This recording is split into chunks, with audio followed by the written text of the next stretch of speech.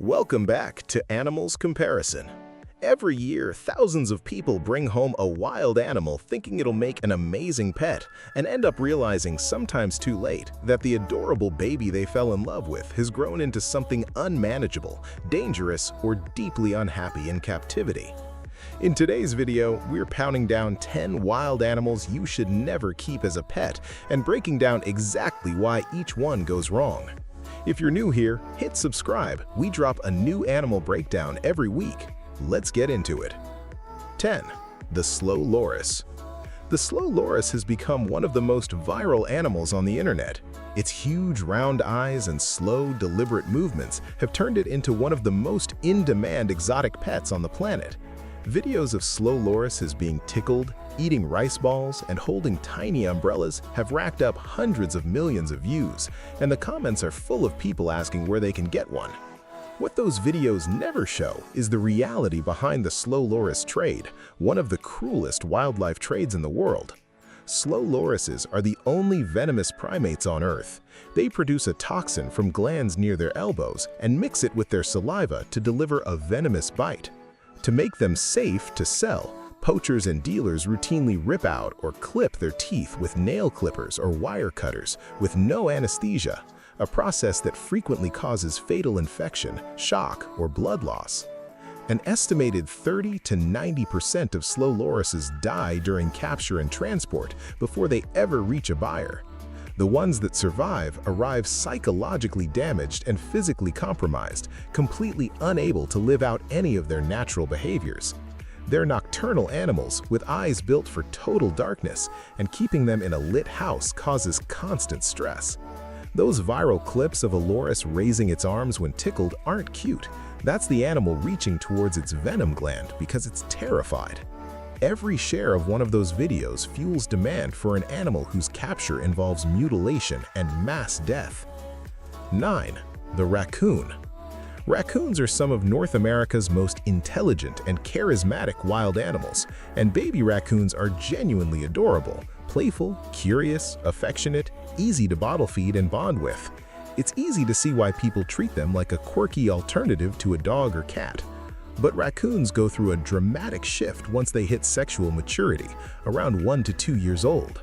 The sweet, cuddly baby becomes a hyperactive, destructive, and increasingly aggressive adult that behaves nothing like a domesticated animal. Their front paws have nimble, finger-like digits capable of opening latches, turning doorknobs, unscrewing jars, flipping light switches, and opening refrigerators. Owners regularly come home to emptied kitchen cabinets, shredded curtains, chewed electrical wiring, lifted toilet seats, excavated houseplants, and every food container in the house pried open. Their intelligence rivals some of primates, which means no amount of pet-proofing keeps up. They'll defeat any lock or barrier faster than you can build the next one. Some owners describe living with a pet raccoon as a containment arms race. The raccoon always wins. Raccoons are also one of the top carriers of rabies in North America, responsible for roughly 30% of confirmed wildlife rabies cases. They can also carry raccoon roundworm, a parasite that sheds eggs by the millions in their feces. If a person accidentally ingests those eggs through contaminated soil or surfaces, the parasite can migrate to the brain and cause permanent brain damage, blindness, or death. Between the destruction, the aggression, and that parasite risk, the raccoon has no business being a pet. 8. The red fox. Foxes have been the subject of plenty of domestication attempts, and it's understandable why. They look like a cross between a small dog and a cat, and they're clearly sharp, expressive animals. But the reality of living with one is nothing like the fantasy, and the biggest reason is smell. Foxes mark territory with urine that contains compounds producing one of the most potent, persistent odors in the mammal world, often described as a mix of skunk spray and ammonia that soaks into furniture, carpet, walls, and clothing and never fully washes out. Foxes can't be litter trained the way a cat can, and they'll mark every surface of your home with real enthusiasm.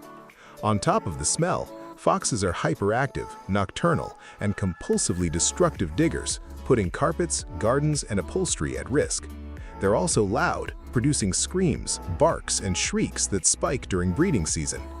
Even the famous Russian fox domestication experiment, running for over 60 years and producing genuinely tame foxes through selective breeding, still shows those foxes retain the scent marking and nocturnal habits that make them a poor fit for home life. 7. The otter. Otters are everywhere on social media. Clips of them playing, cuddling, and squeaking have driven a real surge in demand as pets, especially across Japan, Southeast Asia, and the Middle East, where they're marketed as playful, affectionate aquatic puppies. The reality is very different. Otters are semi-aquatic and need constant access to clean water for swimming and diving. Providing that at home means either a dedicated pool with real filtration and drainage, or daily trips to natural water, neither realistic for most people. Without it, otters develop skin conditions, stress behaviors, and visible depression. They also produce an intensely musky, oily, fishy odor that clings to their fur, bedding, and anything nearby. And their droppings, deposited frequently and in maximally inconvenient spots, have been described by zookeepers as among the worst smells in the entire mammal world. And they bite. Not playful nipping, genuinely dangerous bites from powerful jaws and interlocking teeth built to crush crayfish shells and crack fish bones, leaving deep puncture wounds prone to serious infection. Plenty of owners who posted adorable first-year videos have quietly surrendered their otter after a hospital trip for stitches and antibiotics. The pet otter trend has also fueled a legal trafficking of Asian small-clawed otters, now classified as vulnerable, with conservationists pointing to social media as a major driver pushing the species toward extinction. 6. To capybara. The capybara has become the internet's favorite animal, largely thanks to its calm, easygoing nature and its apparent willingness to hang out with almost any other species.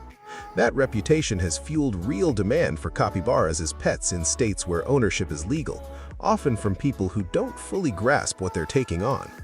Capybaras are the largest rodents on Earth, weighing up to 65 kilograms, and they're intensely social animals that naturally live in groups of 10 to 20.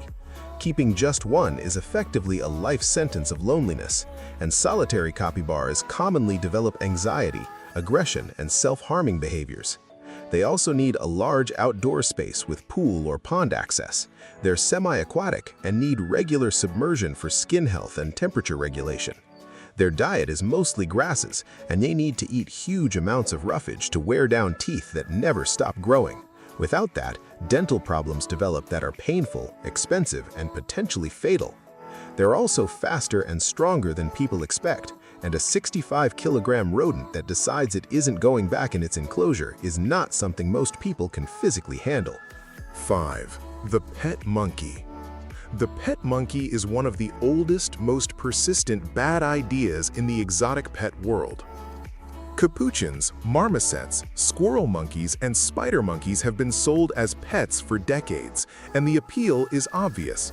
Baby monkeys are irresistibly cute, cling to their owners like human infants, and show behaviors that feel eerily human, because they're primates too. But baby monkeys grow up. The cute, clingy infant becomes a territorial, aggressive, sexually frustrated adult that behaves nothing like a human child and nothing like a pet. Adult monkeys bite, hard, often, and without warning.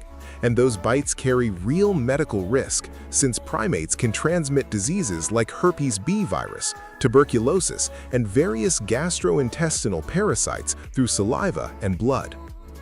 They're also relentlessly destructive, using sharp problem-solving skills to dismantle plumbing, wiring, door frames, and anything else they can grip or pull apart.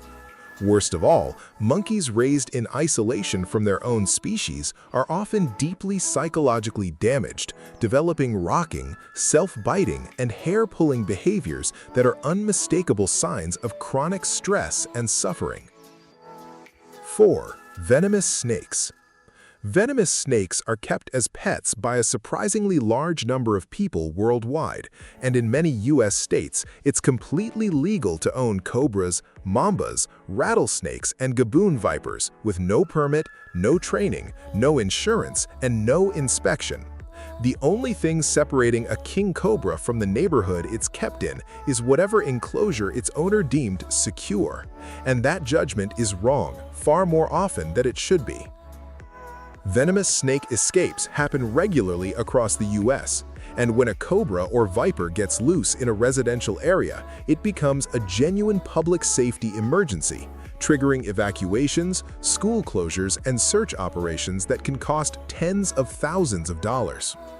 Between 2005 and 2020, there were multiple documented U.S. fatalities from pet venomous snakes, plus an unknown number of additional bites requiring antivenom.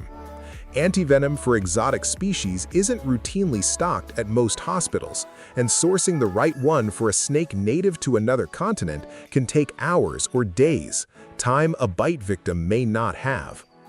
Many venomous snake keepers are self-taught hobbyists rather than trained herpetologists, and they consistently underestimate how fast, strong, and determined a snake can be when it wants out. 3. The wolf and wolf-dog hybrid. Wolves and wolf-dog hybrids occupy a strange, tragic corner of the exotic pet world.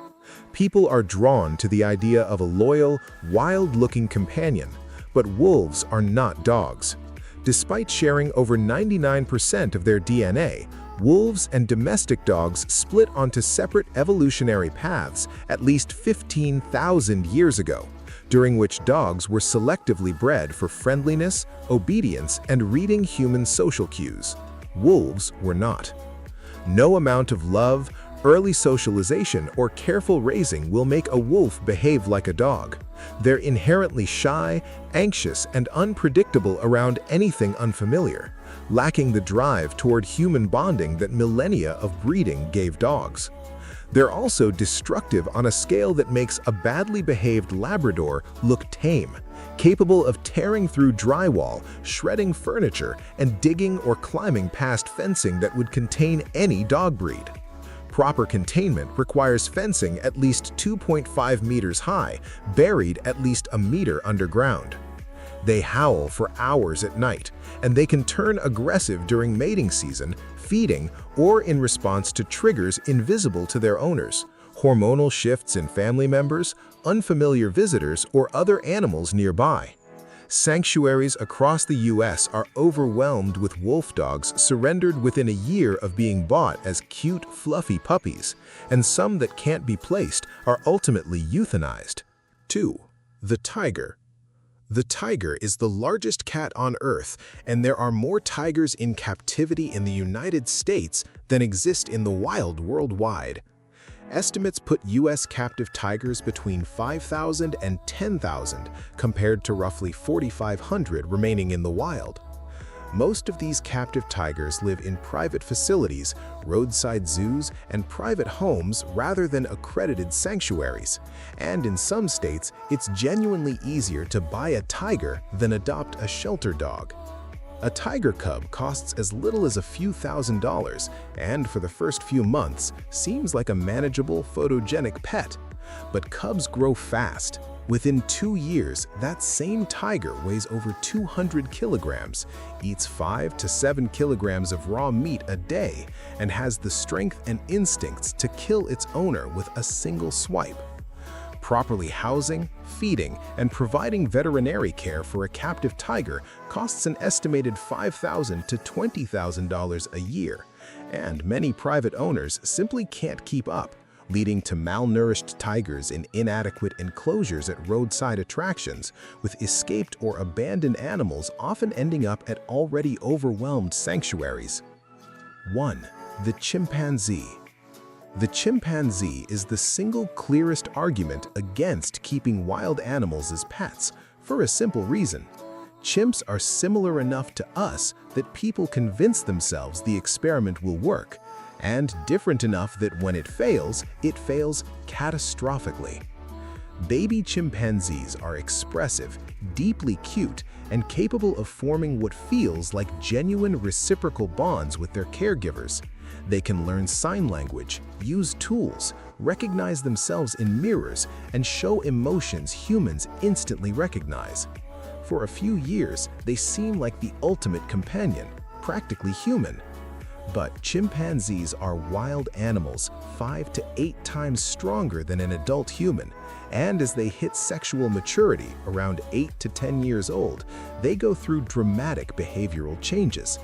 The gentle, playful juvenile becomes a powerful, territorial, unpredictable adult.